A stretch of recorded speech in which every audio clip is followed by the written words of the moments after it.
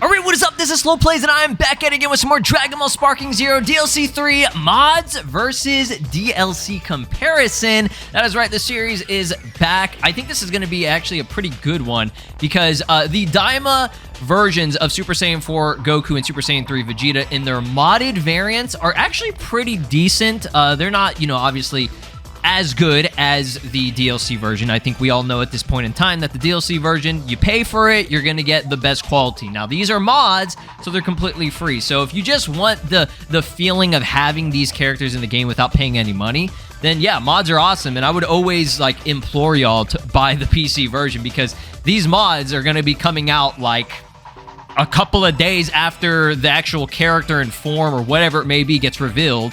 And these are pretty good for the most part. So I want to say mass shoutouts to the modding community, as well as specifically IMEDZ for the animations on the Super Saiyan 4 Goku, as well as 7 for his actual models. Now, there are two different versions of the modded Super Saiyan 4. The one that you guys have probably been seeing, or I guess is the most noteworthy, is the one that I think is actually by IMEDZ, right? That's the one that you've probably seen in other people's videos. In comparison, I'm going to be using 7's model because I actually like this one better. Not to, say anything about IMEDZ. This is good. As you can see right here, it gets a little bit weird because this one replaces it. It's a good model, but at the same time, it just, I don't know, it doesn't look as accurate as the version by 7. I think the version by 7 just looks more like how he looks, right? Especially in the anime, right? But you're seeing it from the actual, comparison on screen right here. It's a big difference. And I would have to say there's more detail on the modded versions of the characters. Same thing goes for Super Saiyan 3 Vegeta, right? The DLC version, they look like... I don't even know how to say. They're very cartoony, and I know it's anime, right? And that's not a bad thing. It makes it look very clean and polished. Look how smooth the models look for both Goku and Vegeta in the DLC, but the modded versions just look a little bit more detailed, and I can see what they were going for. But we're gonna go and jump into it.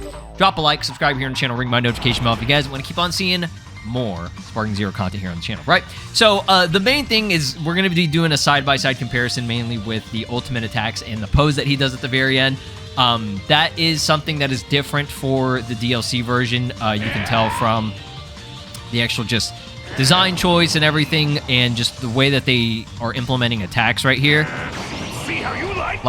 The true Divine Dragon Strike, this looks amazing. And whenever it transitions to the actual cinematics of the animation, the model looks way better, right? It looks incredible, okay?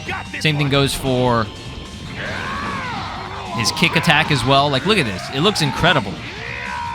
That's one thing you have to give the DLC, is that they cooked, right? And they should. It took this long, so it better be really good, right? So we'll get our burst here. So he actually does do that specific animation with the limit breaker power where he, puts up the arm and then charges up, right? So all the animations are part of that final ultimate attack that he does in the anime, right? So of course, this looks amazing, right? The Transcendent Kamehameha, this is crazy. Just how good this looks. It's on point to the anime. It really is. They really did cook. So now let's switch over to the modded version, right? So this version has instant transmission. The aura is completely different, as you can see right here. It's the Ultra Instinct aura, right? We have Sonic Chase.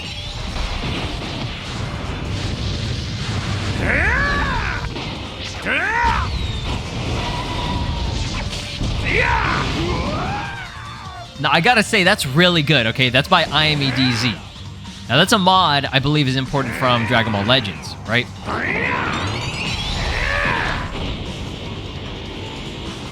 That's the true Divine Dragon Strike, but I was so far away. All right, let's use it again.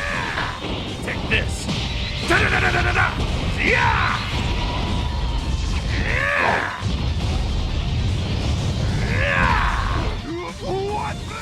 So what I'm seeing right here, and this, this makes sense, right? The animations are more drawn out, right? Because these are directly from Dragon Ball Legends, right? He's just gonna be falling for an eternity. So I think he might actually be gone, dude. What the hell? Yeah, something glitched out there. But yeah, you see what I'm saying? You see what I'm getting at with that? Like, the animations for Sparking Zero, they have to be a lot faster, okay, and shortened compared to what you would get in, like, for example, like Dragon Ball Legends, because nobody's going to sit there and watch a, like, 30-second to actually, like, a minute-long animation. You know what I mean? It's kind of ridiculous, right? As cool as it looks, right? It would be good if they added, like, legendary finishes like you're going to see right here. This Ultimate Kamehameha, the modded version, is incredible.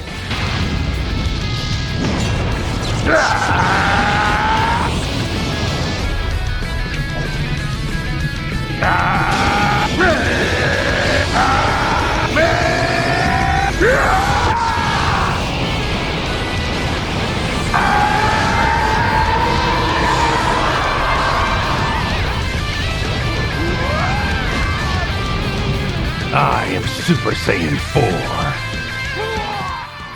Dude, I'm just saying the modded version is really good, right? The DLC version definitely clears with the model. I think the DLC version is just way more polished. It's cleaner. But I don't know. I like the animations better. The effects, okay, the effects. That's one thing that I will always give Sparking Zero. Effects on point to the anime. Immaculate. Amazing. The effects are beautiful on the actual DLC version. But not something. It's just, Dragon Ball Legends imported to Sparking Zero. It just looks better overall, just because, again, it's more drawn out, it's longer, it's crazier, right?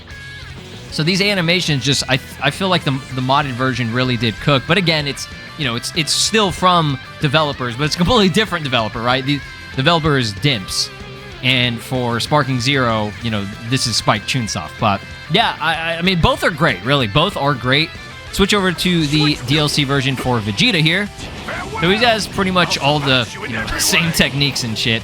Infinite Blaster. I mean, there's nothing all that special there, but it is the animation that he did in the anime.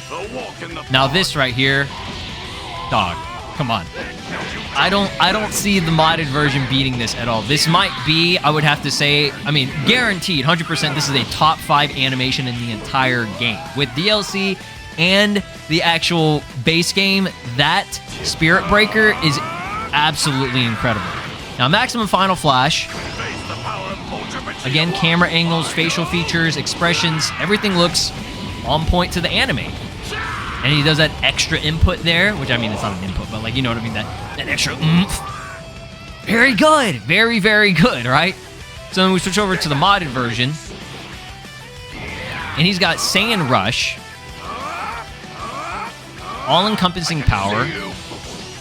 And you can just see, like, 7, he did a good job overall, but it's just, I don't know, it's a little bit more rough on the hair. You can see it's much more polygonal.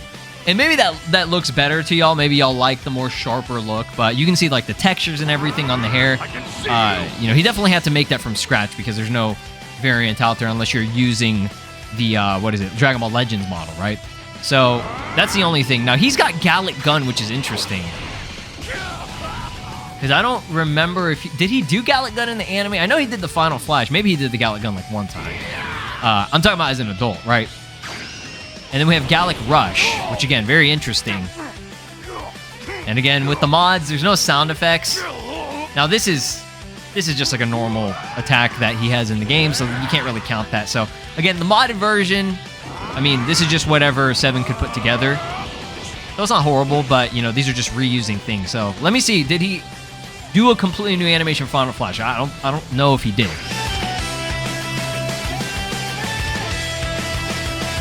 It seems to just be normal Final Flash. And again, the sound effects aren't there. So, yeah, Super Saiyan 3 Vegeta, the modded version. I mean, this is, as far as I know, the best version of Vegeta out there for Super Saiyan 3. So, I gotta say, not as good, right? Not as good. Even the model itself, probably not the best. Again, nothing against 7's work. I think he did a good job, a really good job in just general. This is a free thing. He's not charging money for this. You don't have to pay for this. So, yeah, not too bad, but yeah, let's just be real, no biases or anything. The DLC cooked, looks better, animations are better. It's better, right? But I will have to say I think I just like the animations better on the modded version. They're very, very good. They're beautiful on the DLC version, and you know it's what works for Sparking Zero. But let's just be real. Using Dragon Ball Legends animations, it just works really, really well for this game as well. If you're here for cinematics, right? And another thing with the aura, I love that white glow, and it also has that blue flame effect around him whenever he's in Sparking. You know, while the modded version, I think it's just like a basic...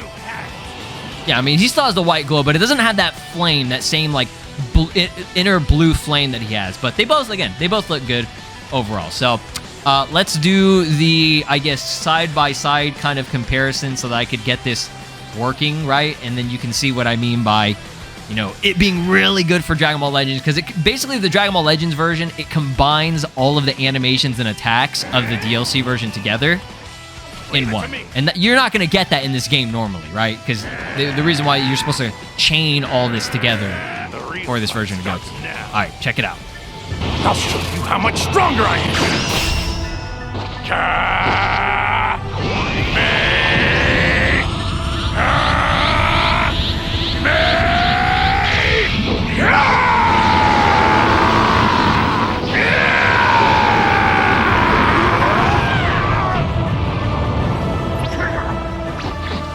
Now that I'm finally back to normal, you're going down. This is Broly, and you are watching SLOplays. Make sure to subscribe, or else I'll destroy your entire planet.